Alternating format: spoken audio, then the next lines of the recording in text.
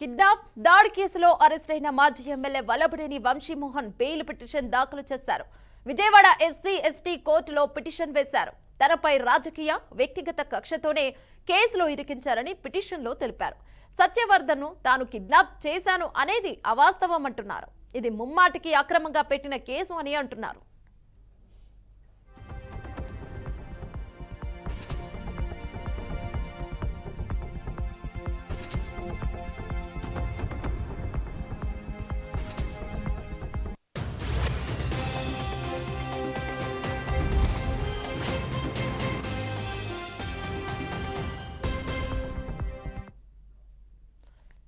Kidnap దాడి కేసులో arrest అయిన మాజీ MLA Vallabhaneni Vamsi Mohan bail petition దాఖలు చేశారు. విజయవాడ ఎస్సీ ఎస్టీ కోర్టులో పిటిషన్ వేశారు. తనపై రాజకీయ వ్యక్తిగత కక్షతోనే కేసులో ఇరికించారని పిటిషన్లో తెలిపారు. సత్యవర్ధన్ను తాను కిడ్నాప్ చేశాను అనేది అవాస్తవం అంటున్నారు. ఇక ఇది ముమ్మాటికి అక్రమంగా పెట్టిన కేసు అని అంటున్నారు. ఇక ఇదే అంశంపై పూర్తి సమాచారం మా బ్యూరో చీఫ్ సాంబశివరావు అందిస్తారు. రైట్ సాంబశివరావు, చెప్పండి.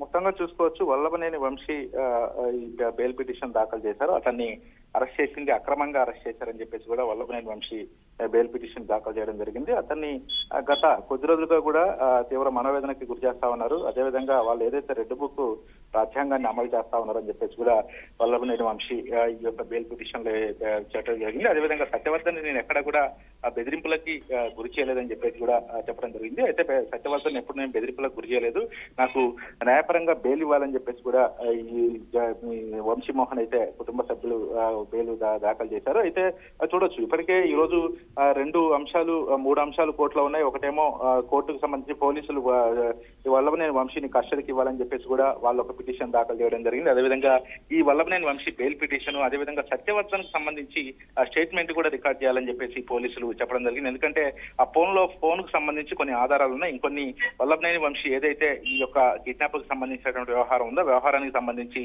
పూర్తి స్థాయిలో కూడా విచారణ చేపట్టాలని చెప్పేసి కూడా వాళ్ళ పిటిషన్ అయితే దాఖలు చేశారు. అయితే మొత్తంగా వల్లభనేని వంశీ పిటిషన్ అయితే ఇప్పుడు ప్రస్తుతం బెంచ్ పైకి వెళ్ళింది. పూర్తి స్థాయిలో కూడా విచారణ చేస్తా ఉన్నారు. మరి ఇప్పటికే పోలీసులు అక్కడ కిడ్నాప్ కు సంబంధించినటువంటి అంశం కావచ్చు, అదేవిధంగా అక్కడ కిడ్నాప్ చేసిన తర్వాత సత్యవర్ధన్ కేసు వాపస్ తీసుకునే క్రమంలో అతన్ని కుటుంబ సభ్యుల్ని బెదిరించారని చెప్పేసి దానికి సంబంధించినటువంటి సీసీటీవీ ఫుటేజ్, అదేవిధంగా టెక్నాలజీకి సంబంధించినటువంటి టెక్నికల్ ఎవిడెన్స్ కూడా పోలీసులు ఇప్పటికే సంపాదించినట్టుగా తెలుస్తా ఉంది. మరి ఈ నేపథ్యంలో ఇవన్నీ కోర్టులో సబ్మిట్ చేసినటువంటి తరుణంలో మరి వల్లభనేని వంశీకి బెయిల్ ఇస్తారా లేదా అనేది మాత్రం ఇప్పుడు ఒక సందిగ్ధంగా మారిన అంశం చెప్పుకోవచ్చు. మరి ఈ మూడు అంశాలు కోర్టు పరిధిలో ఉండేటైతే ప్రస్తుతం అందరూ కూడా అసలు మరి వల్లభనేని వంశీకి బెయిల్ వస్తుందా, మరి కస్టడీకి ఇస్తారా, అదేవిధంగా సత్యవర్ధన్ స్టేట్మెంట్ ఏం రికార్డ్ చేస్తారు, ఈ అన్ని అంశాలపై కూడా ప్రస్తుతం అయితే ఒక సందిగ్ధత నెలకొందని చెప్పుకోవచ్చు. మరి కొద్దిసేపట్లోనే దీనిపై ఒక పూర్తి క్లారిటీ వచ్చే అవకాశం అయితే కనబడతా ఉంది.